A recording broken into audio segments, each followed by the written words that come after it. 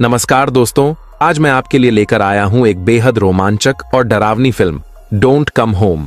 Film की शुरुआत होती है एक औरत वरेई से, जो रात के अंधेरे में अपनी छोटी बेटी मिन के साथ सफर कर रही होती है। दोनों माँ बेटी कार में खेलती और हंसती दिखती हैं, लेकिन तभी एक अजीब बात सामने आती है।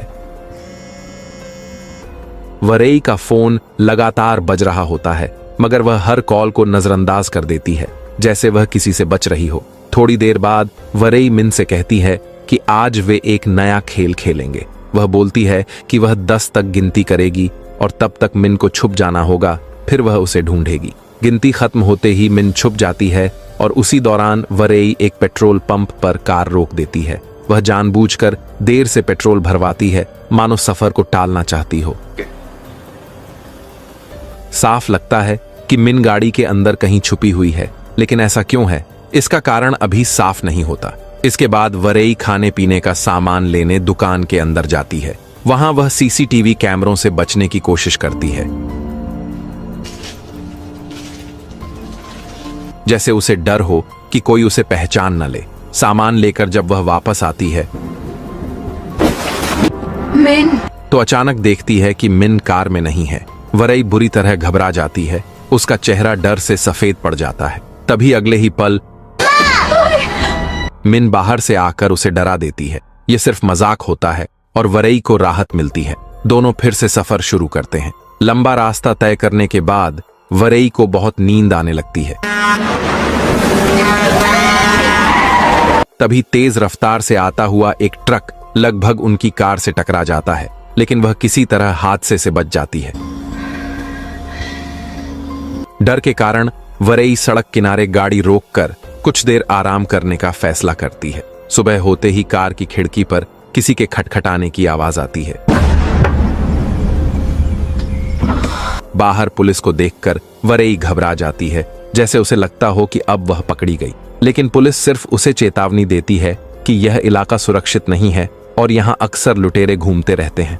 वे कहते हैं कि वह किस्मत वाली है और उसे तुरंत यहाँ से चले जाना चाहिए। वरेई हामी भरती है, लेकिन निकलते समय बार बार पीछे देखती है कि कहीं पुलिस उसका पीछा तो नहीं कर रही। आखिरकार वह अपनी मां के पुराने घर पहुंचती है, जो एक बेहद सुनसान और शांत इलाके में बना होता है। घर के अंदर वरेई मिन को उस कमरे में ले जाती है जहां वह खुद बचपन में रहा करती थी। वह दीवार पर बने निशान दिखाती है जहां उसकी मां उसकी लंबाई नापा करती थी। जब मिन वहीं खड़ी होती है तो उसकी लंबाई बिल्कुल उतनी ही होती है जितनी वरेई की उस उम्र में थी। घर में बसते हुए हमें चुपचाप यह भी दिखाया जाता है कि वरेई के बैग में एक रिवॉल्वर छुपी हुई है। तभी अचानक दरवाजे पर दस्तक होती है, जिससे वरेई डर जाती है। वह दरवाजा खोलने से पहले मिन को सख्त हिदायत देती है कि पर्दों को हाथ न लगाए। दरवाजा खोलते ही सामने खड़ा होता है नाटी, जो इस घर का केयरटेकर है और कभी उसकी मां का ड्राइवर हुआ करता था। वह सालों से इस घर की देखभाल करता आ रहा है। वरेई नाटी से कहती है कि घर के कुछ कामों में उसे मदद चाहिए। नाटी जवाब देता है कि उसका घर पास ही है और जरूरत पड़ने पर वह कभी भी बुला सकती है। जैसे ही नाटी जाने के लिए मुड़ता है, उसकी नजर मिन के कमरे की खिड़की के पर्दों पर पड़ती है, जो हल्के हल्के हिल रहे होते हैं। यह देखकर वरेई भी चौंक जाती है। नाटी के जाते ही वरेई तेजी से उस कमरे में पहुंचती है और मिन को डांटती है कि उसने पर्दे क्यों हिलाए, लेकिन मिन साफ इनकार कर देती है। वह कहती है कि उसने पर्दों को हाथ तक नहीं लगाया। वरेई उसकी बात पर भरोसा नहीं करती। अब सवाल यह उठता है कि अगर मिन ने पर्दे नहीं हिलाए तो फिर वह कौन था? थोड़ी देर बाद वरेई अपना सामान खोलती है। तभी हमें पता चलता है कि उसके पास बहुत सारा कैश है, जिसे वह बड़ी सावधानी से छुपा देती है। इसके बाद वह हाथ धोने बाथरूम जाती है। नल के नीचे हाथ धोते वक्त अचानक उसे ऐसा लगता है जैसे किसी ने उसके कंधे को छू लिया हो। खाना खाने के बाद वरेई और मिन साथ बैठकर टीवी देखने लगते हैं। जैसे ही टीवी ऑन होता है, स्क्रीन पर एक अजीब सी परछाई दिखती है, मानो कोई बहुत पास से सांस ले रहा हो। यह देखकर मिन डर जाती है। तभी अचानक टीवी अपने आप बंद हो जाता है और बाहर का मौसम भी बिगड़ने लगता है। वरेई खुद भी डर महसूस करती है। लेकिन मिन के सामने खुद को मजबूत दिखाने की कोशिश करती है। मिन को सुकून देने के लिए वरई उसे अपने साथ सुलाने का फैसला करती है। बेडरूम की तरफ जाते समय वरई की नजर घर के एक बंद कमरे पर पड़ती है जो हमेशा ताला लगा रहता है। मिन पूछती है कि उस कमरे के अंदर क्या है। वरई जवाब देती है कि उसे भी नहीं पता, क्योंकि वह कभी उस कमरे में गई ही नहीं। अगले दिन जब दोनों नाश्ता कर रही होती हैं, तभी घर की लाइट्स अचानक फिर से झपकने लगती हैं। तभी मिन की नजर वरई के पीछे पड़ती है और वह एक डरावनी आत्मा को खड़ा देख लेती है। मिन जोर से चीख पड़ती है, लेकिन वरई को लगता है कि मिन सिर्फ अंधेरे से डर गई है।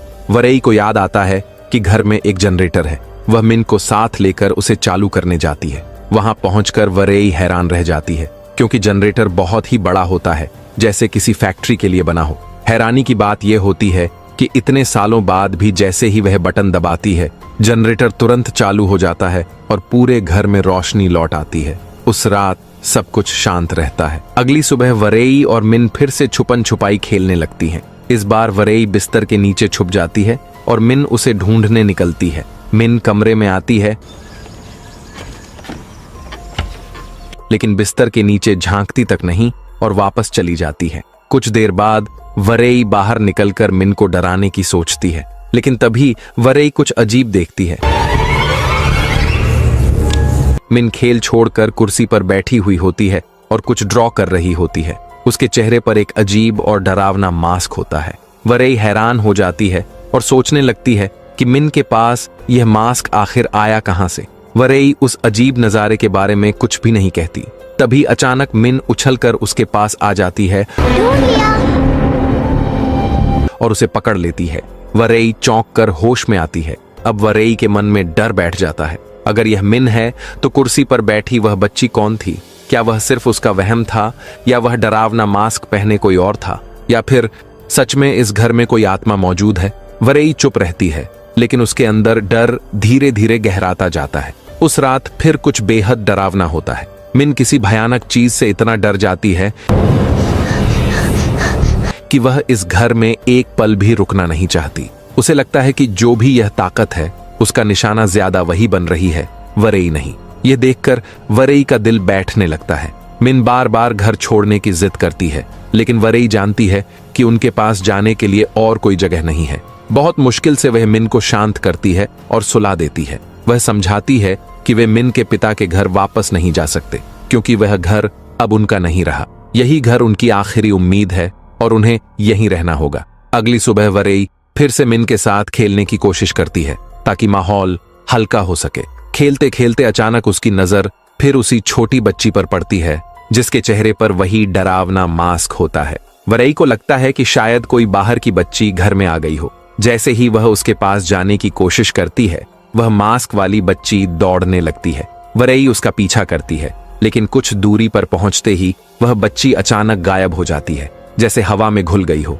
वरई बुरी तरह घबरा जाती है और समझ नहीं पाती कि वह बच्ची आखिर थी कौन। इसी बीच ऊपर से मिन की चीख सुनाई देती है। वरई दौड़ती हुई सीढ़ियां चढ़कर मिन के कमरे तक पहुंचती है। डर के मारे कुछ पल तक वह दरवाजा खोल ही नहीं पाती।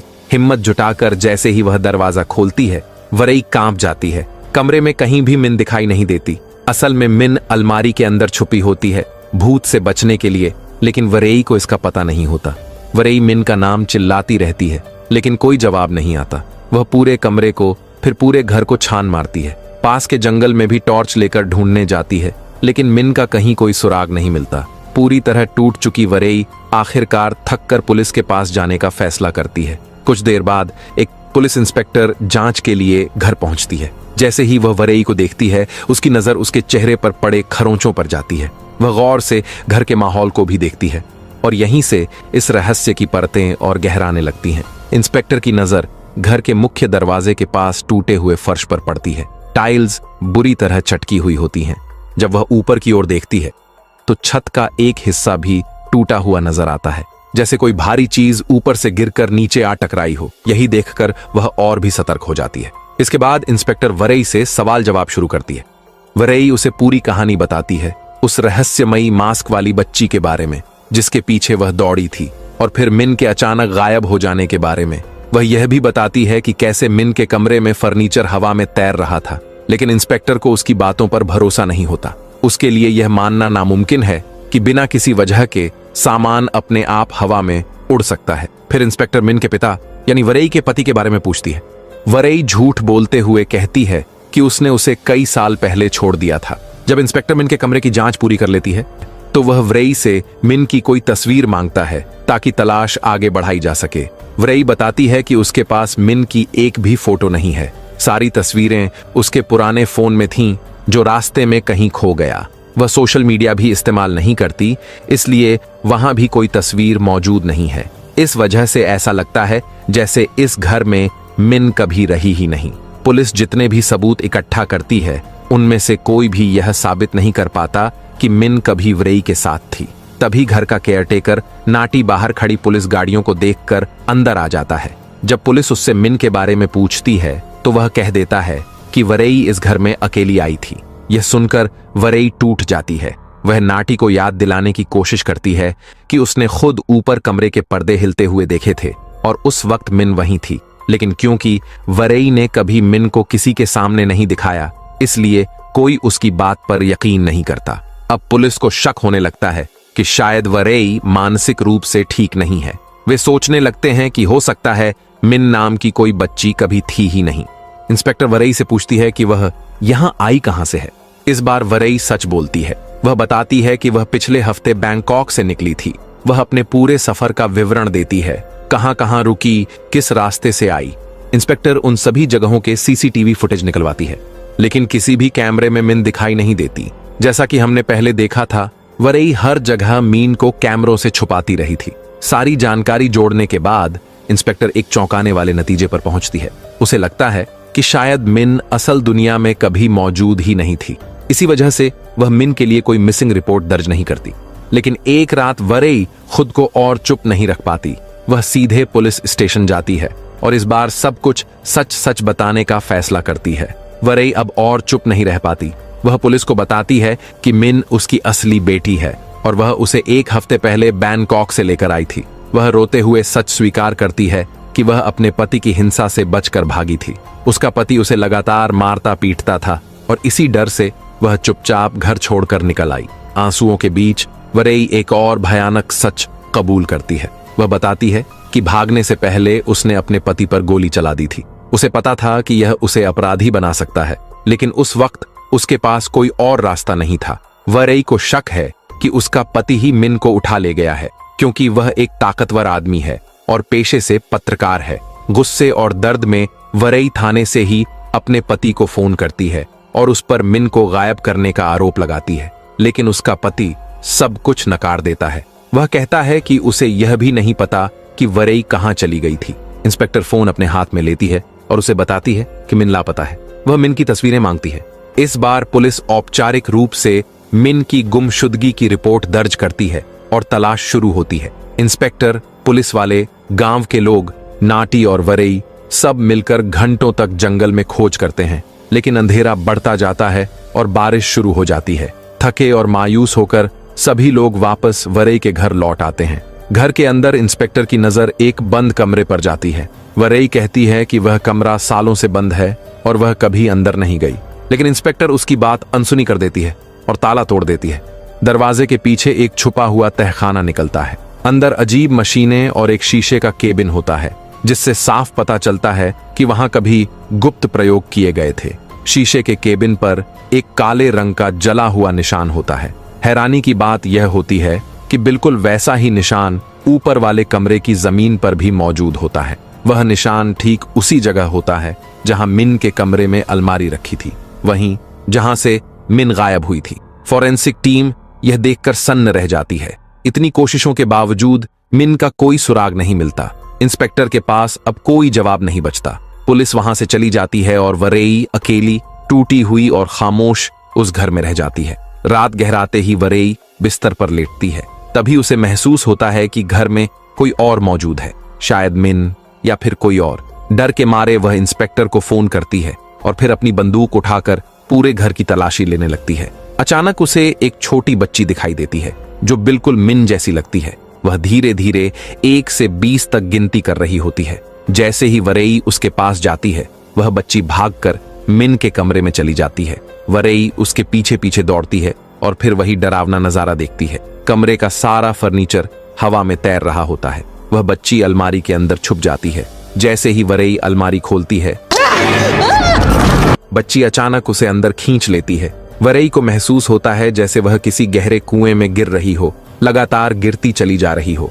डर और अंधेरे के बीच वह अपनी चेतना खो देती है और यही कहानी एक और भयानक मोड़ ले लेती है। जब वरेई की आंख खुलती है तो वह खुद को उसी कांच की कैबिन के अंदर पाती है जिसे वह पहले तहखाने में देख चुकी थी। उसके सामने उसकी मां खड़ी होती है। यह दृश्य वरेई को अंदर तक हिला देता है। मां को सामने देखकर उसकी आंखें भर आती हैं और बचपन की यादें एक साथ लौट आती हैं।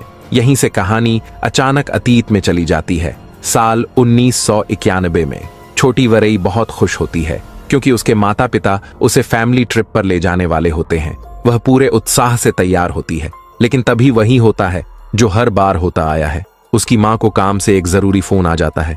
किसी डैम में बड़ी तकनीकी गड़बड़ी हो गई होती है और उसे तुरंत जाना पड़ता है। ट्रिप फिर से कैंसिल हो जाती है। यहीं पता चलता है कि वरेई की मां एक इंजीनियर है। वह कई सालों से एक गुप्त प्रोजेक्ट पर काम कर रही है, एक ऐसा प्रयोग जिसमें वह अब तक 35 बार असफल हो चुकी है। लेकिन 36वीं बार वह मशीन को फिर से चालू करती है।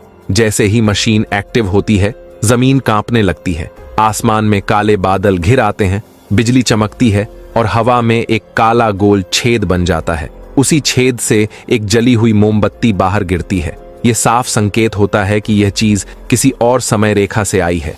यहीं से साफ हो जाता है कि वरेई की मां टाइम मशीन बना रही थी। वह खुशी से झूम उठती है, लेकिन यह भी जानती है कि मशीन अब भी स्थिर नहीं है। टाइम ट्रैवल संभव तो हुआ है, लेकिन बहुत खतरनाक तरीके से।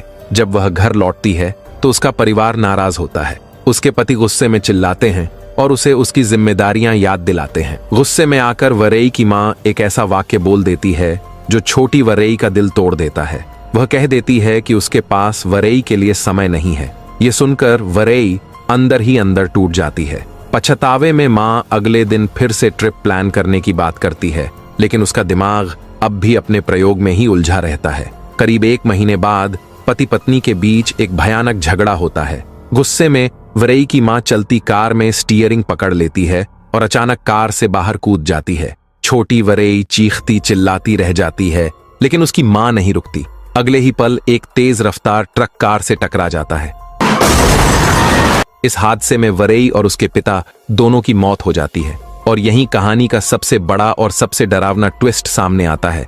जिस वरेई को हम पूरी फिल्म में देख रहे थे, वह असल में 14 मार्च 1991 को ही मर चुकी थी। इस हादसे के बाद वरेई की मां पूरी तरह टूट जाती है। वह बार बार वही तारीख दोहराती रहती है, 14 मार्च 1991। उसके दिमाग में बस यही घूमता रहता है। उसे लगता है कि उसी की वजह से उसकी बेटी और पति मरे हैं। सालों की थेरेपी के बाद भी वह खुद को माफ नहीं कर पाती। एक दिन जब वह फिर से डैम के पास जाती है, अचानक एक वर्महोल खुलता है। उसका चप्पल उसमें गिर जाता है और कुछ समय बाद वही चप्पल अतीत में दिखाई देता है, 14 मार्च 1991 से पहले। यह वही पल होता है जब उसकी टाइम मशीन पहली बार सच में काम कर चुकी होती है।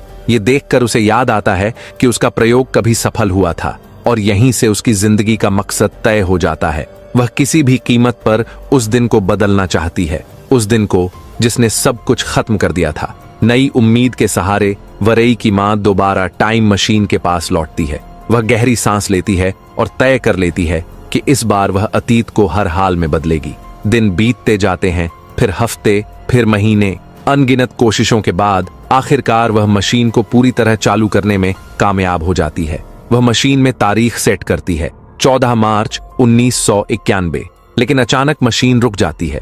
उसकी सारी उम्मीदें एक पल में टूट जाती हैं। थकी हुई, गुस्से से भरी और टूटी हुई मां मशीन पर हाथ मारने लगती है। वह यह भी नहीं समझ पाती कि उसी अफरा तफरी में उसकी उंगलियों से सही बटन दब जाता है। अचानक कांच के चैम्बर के अंदर एक काला भंवर खुल जाता है और उसी पल एक चौंकाने वाली घटना होती है। मिन उस भंवर में गिर जाती है। यहीं से सच्चाई सामने आती है।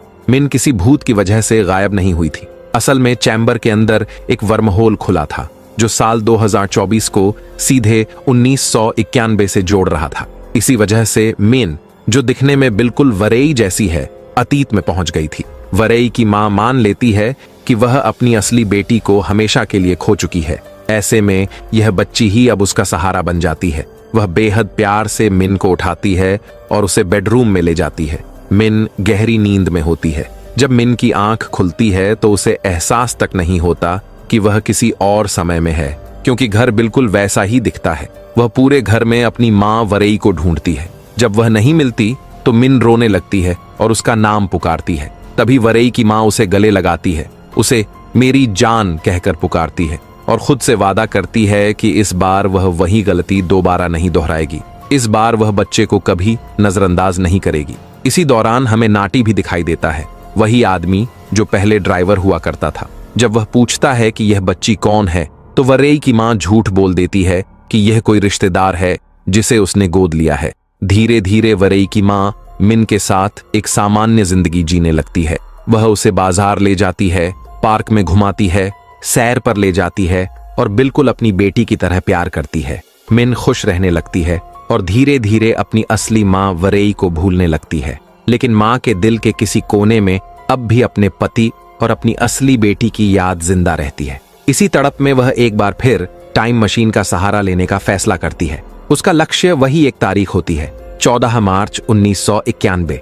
वह तारीख सेट करती है और मशीन चालू कर देती है। इसके बाद कहानी अचानक वापस वर्तमान में लौट आती है, साल 2024। यहाँ हम देखते हैं कि वरेई के सामने मिन मास्क पहने खड़ी है। यही असली मिन है, जो छुपन छुपाई खेल रही होती है और उसी मास्क को पहनकर छुपती है। उसी खेल के दौरान वरेई की मां लैब की तरफ जाती है। जैसे ही मिन छुपती है, उसी पल समय रेखाएं एक बार फिर आपस में टकरा जाती हैं। मिन अलमारी की ओर दौड़ती है और उसी वक्त वरेई भी उसके पीछे पीछे पहुंच जाती है और यहीं से कहानी अपने सबसे खतरनाक मोड़ की तरफ बढ़ती है। इसी वजह से उस कमरे में रखा सारा फर्नीचर हवा में उठने लगता है। जैसे ही वरेई अलमारी खोलकर मिन को देखने की कोशिश करती है, वह खुद ही उस दूसरी टाइमलाइन में खिंच जाती है। यही वह पल होता है जब वरेई साल 1991 में पहुंच जाती है। अगला दृश्य बदलता है। वरेई की आंख खुलती है और वह खुद को फिर से उसी कांच की चैम्बर के अंदर पाती है। सामने उसकी मां खड़ी होती है।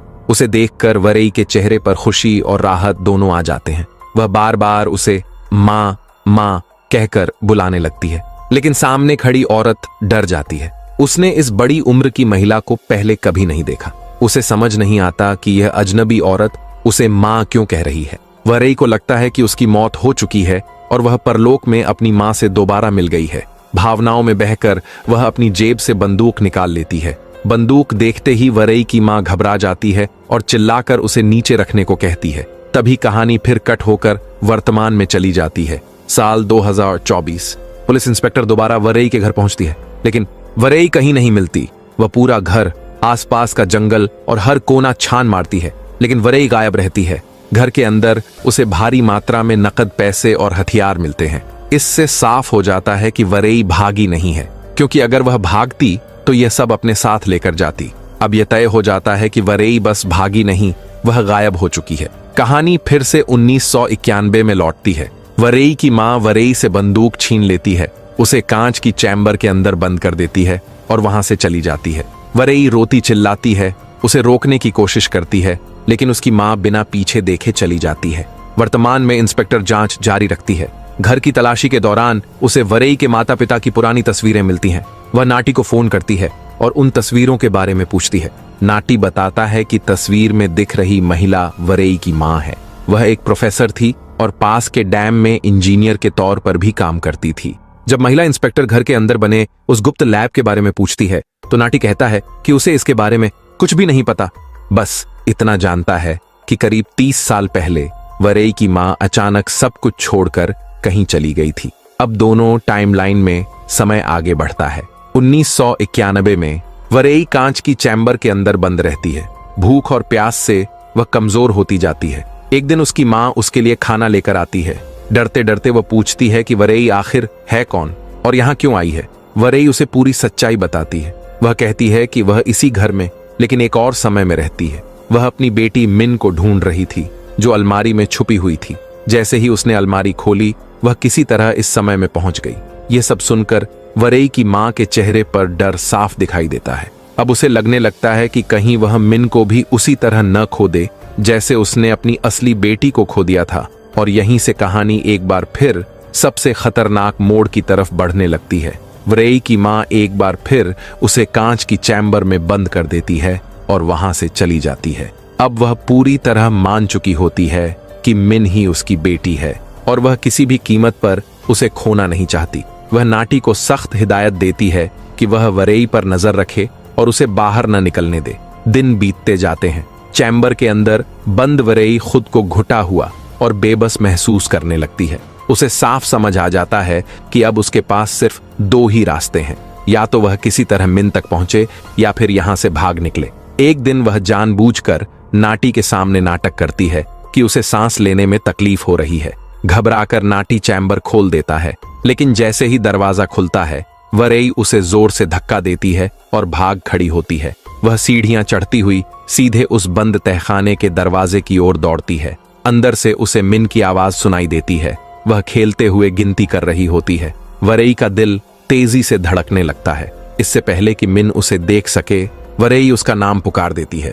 उसी पल वरई की मां वहां पहुंच जाती है और मिन को अपने पीछे खींच लेती है। वहीं दूसरी तरफ नाटी पीछे से आकर वरई को पकड़ लेता है और उसे रोक लेता है। वरई चीखती चिल्लाती रहती है, लेकिन कोई उसकी बात नहीं सुनता। कहानी फिर से वर्तमान में लौट आती है। साल 2024। पुलिस और फॉरेंसिक टीम पूरी कोशिश कर रही होती है कि वरई का कोई सुराग मिल जाए, लेकिन यह घर मानो लोगों को निगल जाता हो। कोई नहीं समझ पा रहा कि इस घर से जुड़े लोग अचानक कैसे गायब हो जाते हैं। जांच को और गहराई से समझते हुए इंस्पेक्टर को एक पुरानी पुलिस फाइल मिलती है। यह केस 1991 में दर्ज किया गया था और इसी घर से जुड़ा हुआ था। जैसे जैसे वह फाइल पढ़ती है उसके चेहरे के भाव बदलने लगते हैं। सबूतों में एक रिवॉल्वर दर्ज होती है। इंस्पेक्टर उस हथियार को फॉरेंसिक जांच के लिए भेजती है। जब रिपोर्ट वापस आती है तो वह सन्न रह जाती है। रिपोर्ट के मुताबिक वह रिवॉल्वर साल 2020 में खरीदी गई थी और खरीदार था वरई का पति। यह बात किसी भी तरह समझ में नहीं आती। 2020 की बंदूक और 1991 की केस फाइल। यहीं फाइल में एक और पन्ना मिलता है जिस पर एक फोन नंबर लिखा होता है। जैसे ही इंस्पेक्टर उस नंबर को देखती है वह और भी हैरान रह जाती है। वह नंबर वरई का होता है। रिपोर्ट में लिखा होता है कि और यहीं से इस रहस्य की आखिरी परत खुलने वाली होती है। जांच आगे बढ़ते ही इंस्पेक्टर के हाथ एक और डरावना सुराग लगता है। 1991 की उसी फाइल में एक लाश के पास से मिला था एक फोन नंबर। जब इंस्पेक्टर उस नंबर को ध्यान से देखती है तो उसकी सांसें रुक जाती हैं। वो नंबर वरई का है। अब सारी कड़ियां जुड़ने लगती हैं। 2020 में खरीदी गई बंदूक, 1991 की पुलिस फाइल और वही फोन नंबर। इंस्पेक्टर को सच्चाई समझ आ जाती है। वरई खुद समय में पीछे चली गई थी और तभी उसके सामान 1991 में मिले। लेकिन इसके बाद जो सच सामने आता है वो और भी खौफनाक था। उसी केस में दर्ज एक अज्ञात लड़की की मौत असल में वही वरई थी। मतलब वरई की मौत 1991 में हो चुकी थी। यह जानकर इंस्पेक्टर पूरी तरह घबरा जाती है। अब वह सिर्फ एक केस सॉल्व नहीं कर रही, अब वह वरई को अतीत में बचाना चाहती है। लेकिन सवाल यही था, कैसे? अब कहानी लौटती है साल 1991 में। वरई की मां ने साफ आदेश दे दिया था, ये औरत कभी भी उस कांच के केबिन से बाहर नहीं जाएगी। मामा नाटी को हर पल निगरानी करने के लिए कहा गया। नाटी केबिन के बाहर बैठा ऊब चुका था। समय काटने के लिए वह रेडियो चालू करता है। रेडियो पर आवाज गूंजती है, आज की तारीख है 24 नवंबर 1991। ये सुनते ही वरई का चेहरा पीला पड़ जाता है। वह कांपती आवाज में पूछती है, तुमने कौन सा साल कहा? नाटी बिना सोचे जवाब देता है, 1991। इसमें हैरानी वाली क्या बात है? नाटी के लिए यह सिर्फ एक तारीख थी, लेकिन वरई के लिए यह उसकी जिंदगी का सबसे बड़ा सच था। अब उसे यकीन हो चुका था, वह सच में अतीत में फंस चुकी थी। वरई पूरी हिम्मत जुटाकर नाटी को सब बताने की कोशिश करती है। वह कहती है कि वह भविष्य से आई है, कि उसकी बहन ही उसकी मां है और कि मिन उसकी बेटी है जो कहीं इसी घर में छुपी हुई है। लेकिन नाटी को एक शब्द पर भी भरोसा नहीं होता। वह गुस्से में चिल्लाता है, चुप रहो, असली वरई तो महीनों पहले मर चुकी है। उसकी बात सुनकर वरई अंदर ही अंदर टूट जाती है। उसी समय घर के दूसरे हिस्से में मिन अपनी मां के साथ खाना खा रही होती है। तभी अचानक उसकी नजर पीछे जाती है। वहां एक डरावनी परछाई खड़ी होती है। वही भूत जिसे वह भविष्य में भी देख चुकी है। मिन जोर से चीख पड़ती है। अब वरी का पति, जो एक पत्रकार है, खुद इस रहस्य को सुलझाने आता है।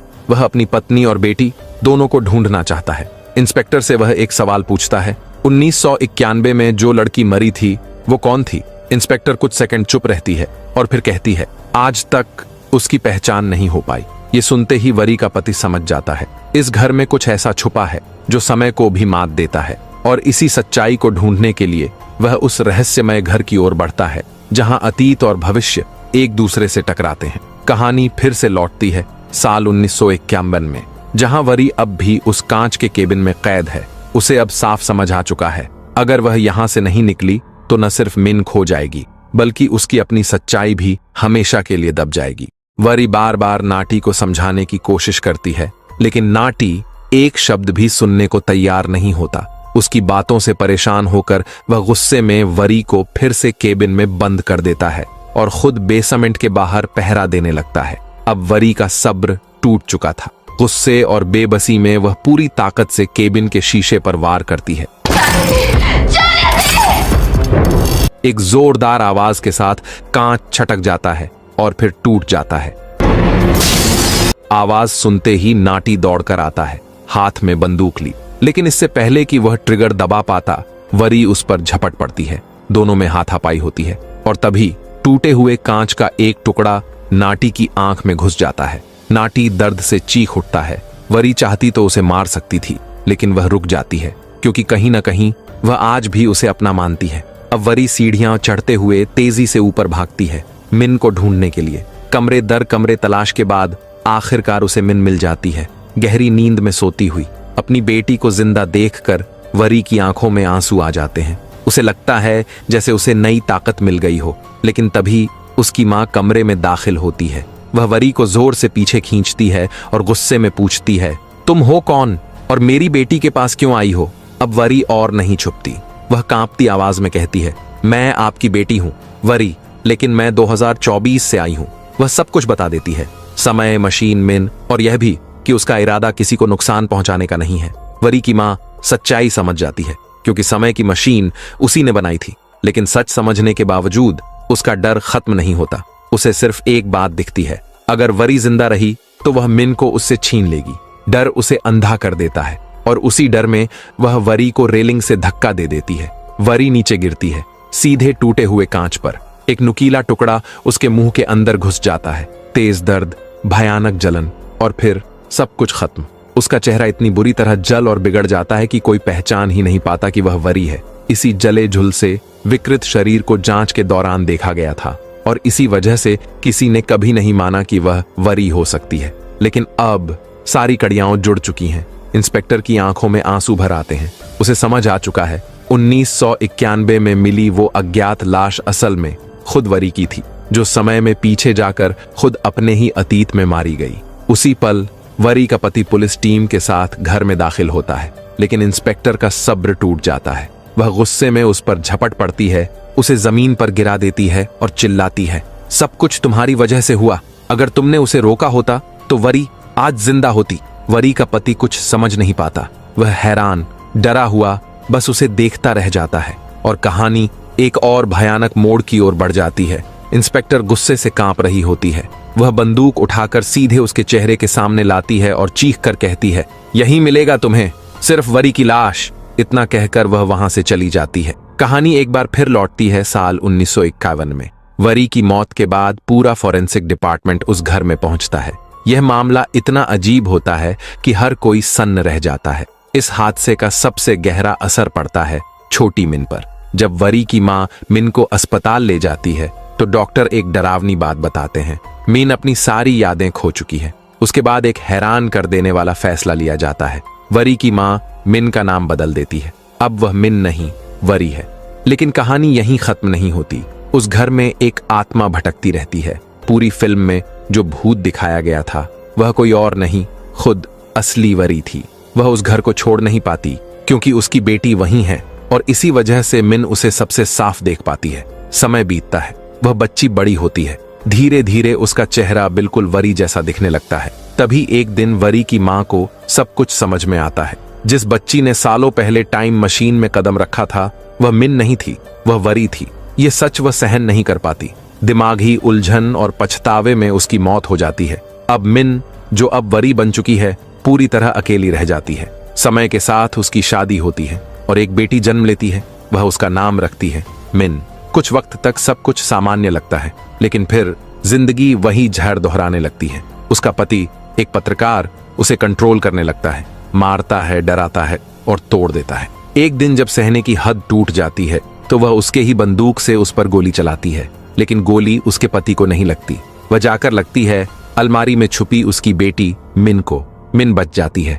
आखिर में हमें समझ आता है ये कोई साधारण कहानी नहीं थी, ये एक एंडलेस लूप है। मिन बार बार इस घर में लौटेगी, वक्त में पीछे जाएगी, मरेगी और फिर किसी और रूप में जन्म लेगी। यह चक्र कभी नहीं टूटेगा और यही है इस कहानी का अंत, या शायद शुरुआत।